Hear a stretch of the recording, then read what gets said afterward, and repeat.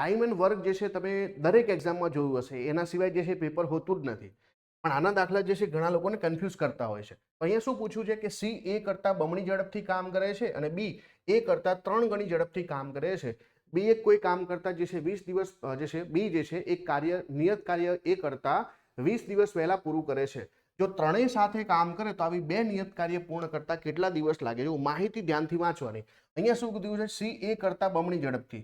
તો માનો કે એ જે છે એક કામ કરે છે, તો સી જે છે એનાથી ડબલ કામ કરશે, એટલે કે સી જે છે 2 કામ કરશે.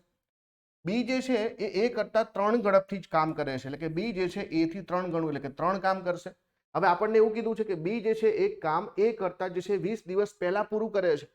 જો 20 દિવસ પહેલા પૂરું કરતું હોય તો આપણે જે છે આ એ અને બી ની કાર્યક્ષમતામાં જે છે આપણને કેટલો તફાવત જોવા મળે છે? 2. આને આપણે જે છે 20 દિવસ સાથે સરખાઈએ તો આપણને 1 યુનિટની વેલ્યુ જે છે કેટલી મળે? 10 મળે. 1 યુનિટની વેલ્યુ કેટલી મળે? 10. તો હવે જે છે આ બી જે છે ટોટલ કેટલું કામ કર્યું હોય? 30 કામ કર્યું હોય. તો આપણે ટોટલ કામ જે છે માનો કે 30 માની લઈએ. કેટલું કામ? 30 માની લઈએ.